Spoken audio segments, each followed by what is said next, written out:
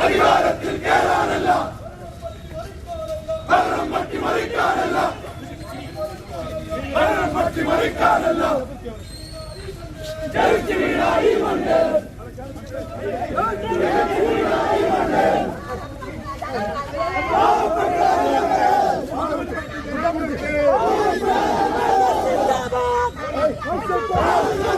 National Congress Zindabad! National Congress Zindabad! President March Zindabad! President March Zindabad! Dharna Samaram Zindabad! Dharna Samaram Zindabad! ആരെയും തെരുപറയാനല്ല, ആരെയും തെരുപറയാനല്ല, അധികാരത്തിൽ കയറാനല്ല, അധികാരത്തിൽ കയറാനല്ല, ഭരണം മട്ടിമറിക്കാനല്ല, ഭരണം മട്ടിമറിക്കാനല്ല. ജനിച്ചു വീണ ഈ മണ്ണിൽ, ജനിച്ചു വീണ ഈ മണ്ണിൽ കുട്ടികളത്തെ കുടുംബവുമൊത്ത്, കുട്ടികളത്തെ കുടുംബവുമൊത്ത് ഭയപ്പെടാതെ ജീവിക്കാൻ, ഭയപ്പെടാതെ ജീവിക്കാൻ, മനുഷ്യരെ പോലെ ജീവിക്കാൻ, മനുഷ്യരെ പോലെ ജീവിക്കാൻ. അതിനാണ് ഈ സമരം, അതിനാണ് ഈ സമരം. നാഷണൽ കോൺഗ്രസ് സിന്ദാബാദ്, പ്രതിഷേധ മാർച്ച് സിന്ദാബാദ്, പ്രതിഷേധ മാർച്ച് സിന്ദാബാദ്, ധർണാ സമരം സിന്ദാബാദ്. CPM-ൻ ഭരണത്തിൽ, പിണറായിയുടെ ഭരണത്തിൽ ആനക്കടുവ കാട്ടുപന്നി, ആനക്കൊല്ലം പുള്ളിപ്പുലിയും നാട്ടിൽ താണ്ഡവമാടുമ്പോൾ, നാട്ടിൽ താണ്ഡവമാടുമ്പോൾ കണ്ണു തുറക്കൂ സർക്കാരെ, കണ്ണു തുറക്കൂ അധികാരികളെ, കണ്ണു തുറക്കൂ അധികാരികളെ. നാഷണൽ കോൺഗ്രസ് സിന്ദാബാദ്, നാഷണൽ കോൺഗ്രസ് സിന്ദാബാദ്. നരഭോജി കടുവയെ വെടിവെച്ച് കൊല്ലാൻ ഉത്തരവിടുക, വന്യമൃഗങ്ങളുടെ ആക്രമണങ്ങളിൽ നിന്നും ജനങ്ങളെ രക്ഷിക്കുക എന്നീ ആവശ്യങ്ങൾ ഉന്നയിച്ച Kalikavu block Congress committee Kalikavu village ഓഫീസിലേക്ക് മാർച്ചും ധർണയും സംഘടിപ്പിച്ചു. മാർച്ച് വനം വകുപ്പിനും സംസ്ഥാന സർക്കാരിനും ശക്തമായ താക്കീതായി മാറി. മാർച്ച് കാളികാവ് CI V അനീഷിന്റെ നേതൃത്വത്തിൽ പോലീസ് തടഞ്ഞു. തുടർന്ന് നടന്ന ധർണ EP അനിൽകുമാർ MLA ഉദ്ഘാടനം ചെയ്തു. നരഭോജിയായ കടുവയെ വെടിവെച്ച് കൊല്ലണമെന്നാവശ്യപ്പെട്ട് കോൺഗ്രസ് ബ്ലോക്ക് കമ്മിറ്റി കാളികാവിൽ രണ്ടാമത്തെ മാർച്ചാണ് നടത്തുന്നത്. ആദ്യ സമരം കാളികാവിലെ കരുവാരകുണ്ട് ഫോറസ്റ്റ് സ്റ്റേഷനിലേക്കാണ് നടത്തിയത്. രണ്ടാമത്തെ സമരമാണ് കാളികാവ് വില്ലേജ് ഓഫീസിലേക്ക് നടത്തിയത്. ഇതിനു പുറമെ കരുവാരകുണ്ടിലും സമരങ്ങൾ നടത്തിയിരുന്നു. 1.5 മാസത്തിലധികമായി കാളികാവ് കരുവാരകുണ്ട് പഞ്ചായത്തുകളിലെ മലയോര ഗ്രാമങ്ങളിൽ നരഭോജി കടുവ ജനങ്ങളുടെ ജീവന് ഭീഷണിയായി മാറിയിരിക്കുകയാണ്. ഗഫൂർ അലി എന്ന ടാപ്പിംഗ് തൊഴിലാളിയെ കടുവ ആക്രമിച്ച് കൊലപ്പെടുത്തിയതിനു ശേഷം വനം വകുപ്പ് നടത്തുന്ന തിരച്ചിലുകൾ പ്രഹസനമായി മാറിയിരിക്കുകയാണ്. കടുവയെ നേരിൽ കണ്ടിട്ട് പോലും വെടിവെച്ച് കൊല്ലാൻ കഴിയാത്ത വനം വകുപ്പിന്റെ ദൗത്യം തികഞ്ഞ പരാജയമാണ്. ലക്ഷക്കണക്കിന് രൂപ ചിലവഴിച്ച് നടക്കുന്ന തിരച്ചിൽ 52 ദിവസം കഴിഞ്ഞിട്ടും ഒന്നും ചെയ്യാൻ കഴിയാത്ത സാഹചര്യത്തിൽ മറ്റു മാർഗങ്ങൾ സ്വീകരിക്കണമെന്നും വനം വകുപ്പ് ഉദ്യോഗസ്ഥർ കടുവ ദൗത്യം ഒരു ആഘോഷമാക്കി മാറ്റിയിരിക്കുകയാണെന്നും EP അനിൽകുമാർ MLA കുറ്റപ്പെടുത്തി. നിയമസഭയിൽ പറഞ്ഞു, 2 തവണ ഞാൻ ഈ കടുവയെ കുറിച്ച് തന്നെ പറഞ്ഞു. അന്ന് ഗവൺമെന്റ് നടപടി ഉണ്ടാകും, കൂട് വെക്കും, ക്യാമറ വെക്കും എന്നൊക്കെ പറഞ്ഞു എന്നല്ലാതെ ഒരു നടപടിയും ഉണ്ടായില്ല. അതേ കടുവയാണ് അബ്ദുൽ ഗഫൂറിന്റെ ജീവിതം, അബ്ദുൽ ഗഫൂർ കൊല ചെയ്യപ്പെടാനുള്ള കാരണമായത്. അന്ന് അതിന് നടപടി ഉണ്ടായിരുന്നെങ്കിൽ ഒരു ജീവൻ നമുക്ക് സംരക്ഷിക്കപ്പെടാമായിരുന്നു. ഇന്നത്തെ സാഹചര്യമോ? ഞങ്ങൾ അങ്ങേയറ്റം ക്ഷമിച്ചതാണ്. ദിവസങ്ങളോളം ഞാൻ നിരന്തരം വനം വകുപ്പ് ഉദ്യോഗസ്ഥന്മാരുമായി ബന്ധപ്പെടുന്ന ഒരാളാണ്. അവർക്ക് അവിടെ തിരച്ചിലിന് സൗകര്യം വേണമെന്ന് സംസ്ഥ പറഞ്ഞിട്ടുള്ള ആളാണ്.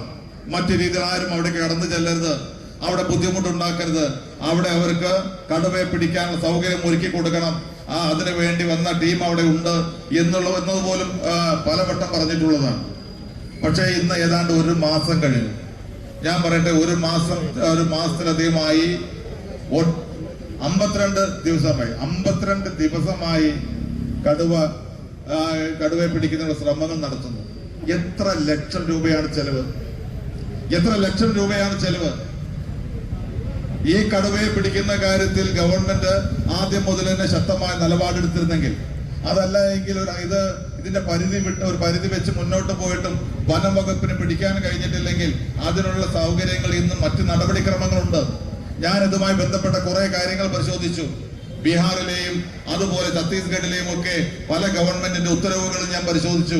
ആ ഉത്തരവിനകത്തൊക്കെ ഇത്തരത്തിലുള്ള നരഭോജികളായ മൃഗങ്ങൾ ഏതായാലും അവിടുത്തെ വനം വകുപ്പ് അതിനെ വെടിവെച്ച് കൊല്ലുവാൻ ഉത്തരവ് എന്റെ അടുത്തുണ്ട്.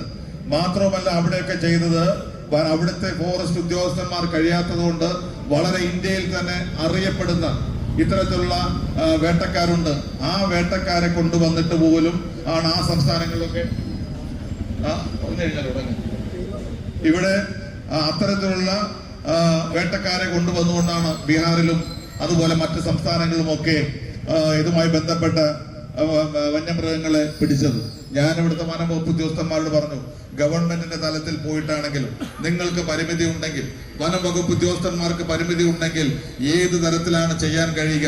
ഇവിടെ കേരളത്തിൽ അതിന് കീഴ്വഴക്കങ്ങളില്ലെങ്കിൽ ഇതര സംസ്ഥാനങ്ങളിലെ കീഴ്വഴക്കങ്ങൾ പരിശോധിക്കണം.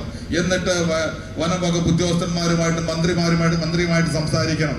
സംസാരിച്ചു കഴിഞ്ഞ് അത്തരത്തിലുള്ള വേട്ടക്കാരുണ്ടെങ്കിൽ അവരെ ഇവിടെ കൊണ്ടുവരണം. അത്തരത്തിലുള്ള ഒരു നടപടിയുമില്ല. ഇന്ന് ഞാൻ പറയുന്നതിൽ പ്രയാസം തോന്നരുത്. ഇന്ന് കടുവ വേട്ട എന്ന് പറയുന്നത് വനം വകുപ്പ് ഉദ്യോഗസ്ഥന്മാർ ഒരു ആഘോഷമാക്കി മാറ്റിയിരിക്കുകയാണ്. അവരതൊരു ആഘോഷമാക്കി മാറ്റിയിരിക്കുകയാണ്. അവർക്ക് ആഘോഷമാകാൻ ജനങ്ങൾക്ക് ഇത് പ്രയാസവും മനസ്സിൽ ആശങ്കയുമാണ്. നമുക്ക് കൊച്ചുകുട്ടികൾ മദ്രസ പോകുന്നവർ, സ്കൂളിൽ പോകുന്നവർ, അതുപോലെ മറ്റാവശ്യങ്ങൾക്ക് പോകുന്നവർ ഏത് സമയത്താണ് കടുവ ചാടി വീഴുന്നത് എന്നറിയില്ല എന്ന് നമുക്കറിയാം. ഞാൻ ഇതേ ഭാഷയിൽ അന്ന് നിയമസഭയിൽ പറഞ്ഞു, രാവിലെ എസ്റ്റേറ്റിൽ പോകുന്നവര്, അതിരാവിലെ മറ്റു കാര്യങ്ങൾക്ക് വേണ്ടി പോകുന്നവര്, ജോലിക്ക് വേണ്ടി പോകുന്നവര് പടക്കമെറിഞ്ഞ് ആണ് മുന്നോട്ട് പോകുന്നത്. അവരൊക്കെ ആശങ്കയിലാണ്, എപ്പോഴാണ് കടുവ ചാടി വീഴുന്നത് അറിയില്ല എന്ന് ഞാൻ നിയമസഭയിൽ പറഞ്ഞു. അതുപോലെ 2 മാസം കഴിഞ്ഞില്ല, ആ കടുവയാൽ തന്നെ നമ്മുടെ അബ്ദുൽ ഗഫൂർ കൊല്ലപ്പെടുന്ന സാഹചര്യം ഉണ്ടായി. അപ്പൊ ഇതിനകത്ത് ഇപ്പോൾ ഗുരുതരമായ വീഴ്ച. ഞാൻ പറയട്ടെ, വെടിവെച്ചു എന്ന് പറയുന്നു. എന്ത് വെടിയാണ് വനം വകുപ്പ് വെച്ചത് എന്നെനിക്കറിയില്ല. വനം വകുപ്പ് ഏത് രീതിയിലാണ് വെടിവെച്ചതെന്നറിയില്ല. പുലിയെ പിടിച്ചപ്പോഴും എന്തായിരുന്നു ഗവൺമെന്റിന്റെ സ്ഥിതി ഇവിടെ പറഞ്ഞല്ലോ. പുലിയെ പിടിച്ചു കഴിഞ്ഞപ്പോൾ എനിക്ക് 2 തവണ മന്ത്രിയെ വിളിക്കേണ്ടി വന്നു. കാരണം മഞ്ചേരി നഗരസഭയുടെ തൊട്ടടുത്ത് വെച്ചാണ് തൃക്കലങ്കോട് വെച്ച് പുലിയെ പിടിച്ചത്, ഒരു 3 മാസം മുമ്പ്. ആ പുലിയെ പിടിച്ചു കഴിഞ്ഞ് നേരെ കൊണ്ടുപോയത് നെടുങ്കയം ഫോറസ്റ്റിലേക്കാണ്. അവിടെയാണ് തുറന്നു വിട്ടത്. നമുക്കറിയാം, ഇപ്പോൾ കടുവയെ പിടിക്കാൻ വെച്ച കൂട്ടിൽ പുലി കയറി. അതേത് പുലിയാണെന്നും നമുക്കറിയില്ല. ആ പുലിയെയും നേരെ കൊണ്ടുപോയിട്ട് നെടുങ്കയത്ത് വിടാൻ തീരുമാനിച്ചായിരുന്നു. ഞാൻ 2 തവണ വനം വകുപ്പ് ഉദ്യോഗസ്ഥന്മാരോടും മന്ത്രിയോടും പറഞ്ഞു, ഇത് അപകടമാണ്. നെടുങ്കയം ഫോറസ്റ്റ് എന്ന് പറയുന്നത് ഇവിടെ കാളികാവും ചോക്കാടും കരുവാരകുണ്ടുമൊക്കെ. Block Congress president Joji K Alex അധ്യക്ഷത വഹിച്ചു. KPCC general secretary Alippatta Jameela, Kalikavu മണ്ഡലം president I Mujeeb, AK Muhammad Ali, AP Rajan, Gopalakrishnan Karuvarakundu എന്നിവർ പ്രസംഗിച്ചു. ന്യൂസ് നൗ സ്വന്തം ഹൈസ്പീഡ് ഇന്റർനെറ്റ്, നമ്മുടെ സ്വന്തം ഇന്റർനെറ്റ്.